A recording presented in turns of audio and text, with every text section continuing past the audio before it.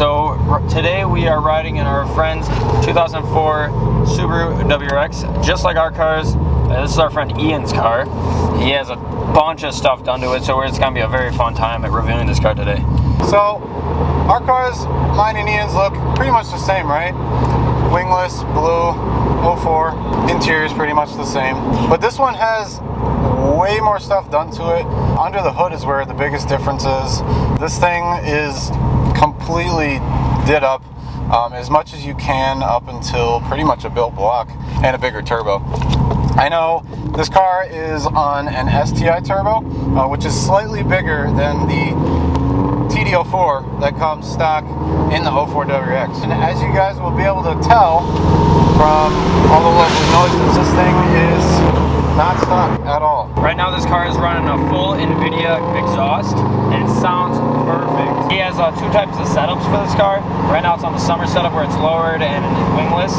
Well, we met him when the car was on the winter setup where it's all the way raised, looking like a rally car with an STI wing, and it looks amazing all year round. It's actually, it's just great. Something a little bit hilarious that I wanted to talk about. Yesterday when he came over, we were trying to work on Ryan's motor to get everything situated, finalized, and figure out what he needs to buy. My car and Ian's car were parked right next to each other, and we seem to think that the World Rally Blue that we both have are very, very slightly different. So we're parked next to him. I think the paint on this car, as in good condition as it is just slightly darker than mine. I don't know if any of you guys have World Rally Blue Subarus out there. Let me know in the comments down below if you've noticed the same thing. We were sort of noticing that yesterday. It could also be because my car was really dirty, but other than that, he just detailed the whole entire car, even the motor and engine bay, and it looks beautiful right now. This car is sitting on, I believe, 245s, the Michelin Pilot Super Sports, and man, do they grip. Let me take the corners. The tires that he has on there grip so well, and I think the overall setup that he has right now with the coils and the tires and the stiffness of those specific coils, I think it fits perfectly. We're at a ride height right now where you don't scrape on too many things. I know my car, being on the STI Pinkies, they're a little bit lower than what this car sits at right now. Also adding in that I have like the front lip and front STI side splitters. The stock front end on this car still looks great. I actually love it how he has it right now. He has pretty much no exterior cosmetic type mods. The wing is off. It's a wingless WRX trunk. It looks great. I know with wrapping mine matte black, it kind of gets really dirty and the rest of the car stays clean. But I like how this one actually looks really good. Whoever painted this they did a good job. Surprisingly enough, as you see in these clips right here, this car is on the 2011 to 14 stock wheels, and it actually looks great. Those wheels, personally, in my opinion, are one of the best stock wheels they made. Yeah. It reminds me a lot of aftermarket wheels, but in a stock form, so you can get them a lot cheaper, and they just look great in the nice kind of gunmetal gray that he has. I love his kind of interior because I believe this is the actual stock radio from this year, where compared to mine's actually from a Hawkeye, and this is the actual 04 stock radio, and it looks great. Personally, I would prefer a nice double din, but I think it looks great with everything else in the car.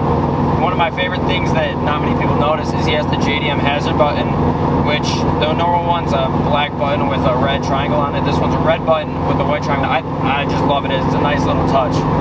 Also, going on the interior mods, the steering wheel is actually reupholstered with a thicker material and brand new leather and blue stitching.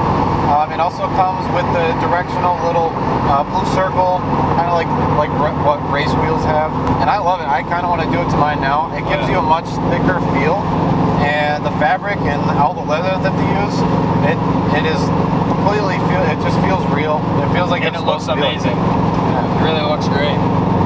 Overall, the whole interior of this car is in really good condition. The seats aren't as worn or torn like ours, and everything overall is just very clean.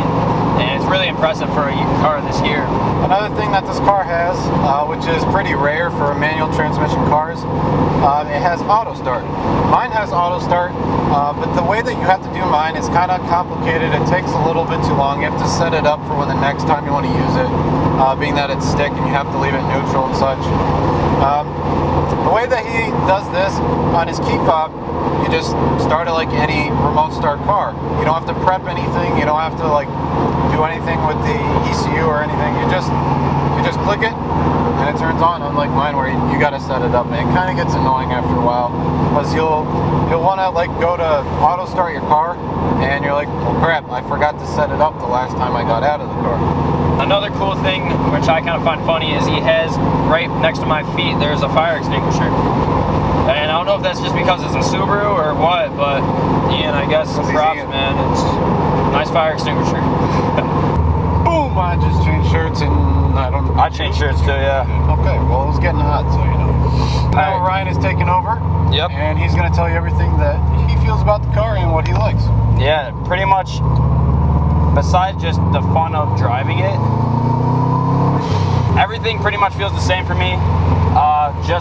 Still just as great as when I was in the passenger seat. It just really feels nice. Shifter, it's got a nice weight to it. This is a Perrin silver, I guess, weighted shift knob, and it just really feels great. Helps you get into gear nice. Steering, I can tell, is almost kind of a little bit like Jordan's. Almost pulls to the right just a little bit, but while driving, you really don't feel that. Everything's really nice about this car. I love the way the gauges are lit on the dash. They're all blue. E-brake light is pink. I think the turn signals are a little bit blue. It all looks very nice, very aesthetically pleasing. The car handles very well. Like, it's very responsive, just turning the wheel back and forth. So going over a couple of the mods that are in this car to make it what it is today. Starting off all the way up front, there is a Mishimoto radiator, and it's a high performance radiator, keeping everything as cool as possible. So this car is running currently on Raceland Coilovers. Sorry, pulling here. And they feel great. There's really, almost gives me a stock suspension feel, where it's very not bumpy like the classic coilover. It really feels great. A nice, really smooth ride. The outside, it looks pretty flush. Everything about these coilovers is very nice, very good quality. Ian was also telling me they're not the most expensive on the market, but they're great and they work just fine. They're one of the lower models of Raceland's coilovers that they offer, but they do great. The biggest difference about how this car is almost no longer a WRX, it's almost an STI. It has the VF34 ball bearing STI Turbo. It's a JDM STI Turbo version 7. And what that means is the turbo in this car is out of an STI. So it runs more boost, as well as it being JDM, coming out of a motor that was actually built for the Japanese Subaru. Another great thing I love about this car, Ian has a OEM Boost Gauge, the same one that I have in my car, except for what he did, he mounted it on the side, on like the right side of the steering column. And I think that placement looks just as great as mine. Mine kind of sits up on top and to the left.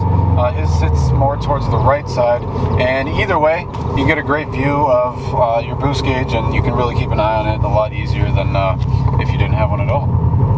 So as you can hear, oh my God, I'm sorry. As you can hear, like that is a Turboback exhaust, completely catless.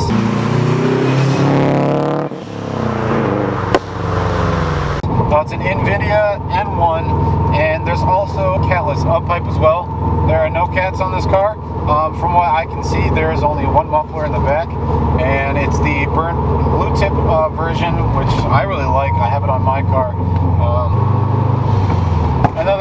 Oh my God! Another big thing that sets this car aside from a lot of cars that are on the road today, this is running full 100% E85. There is no flex fuel. It is 100% E85. giving it a lot more power than if you were to be running 93 or 91. Gives it way more power and smells great when you go in. So this car also has the Grimmspeed STI Hoodscoop splitter, which is on the inside of the hood. It helps really kind of guide the air that's coming into your hood scoop to the intercooler.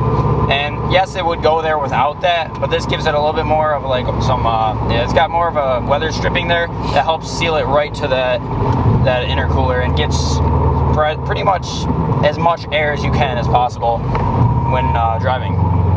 Going along with the fuel setup that we have right here, he has 1000cc injectors, pretty much the same ones that Adam has on his STI. Going along with that, there's also there's a whole set of aftermarket fuel rails, also braided lines. Also in the back, there's a Walbro high flow fuel pump, and I guarantee, like, there was a couple times we took out my back seats, you would be able to hear the lines working, hear that fuel pump working, and that's what really feeds that E85 right to the front, right through the injectors, and creates all the power. Instead of Ian putting on a aftermarket front mount intercooler, what he did is he bought is a Mishimoto top mount. It's black colored, and instead of doing a front mount, I feel like doing an aftermarket top mount it's not going to get you as much power.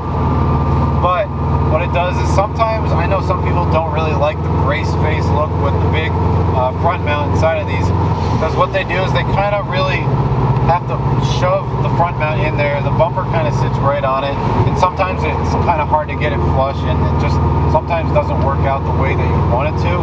But having that top mount slightly bigger gets in more air, and it's a different color. Yeah. So it helps change up the look, something different that catches your eye when you pop the hood. So the blow-off valve that is on this car that you guys can hear that just freaking whiplashes is what Ian calls a hybrid blow-off valve, which means you can have it full atmospheric, which is what it's at right now, which is why you guys can hear that. And then you can also close it up and keep everything inside. It allows you to do both ends of the spectrum. So thank you guys so much for watching this quick little review video. And I know we do a lot of Subaru videos, a lot of reviews and stuff like that. If you guys have a car that you guys want us to review, having a video, do a feature, let us know in the comments, or if you guys want to send us a message through Instagram or Snapchat or whichever way you guys follow us, go ahead and do that, and we can set up something with you guys and create an awesome video.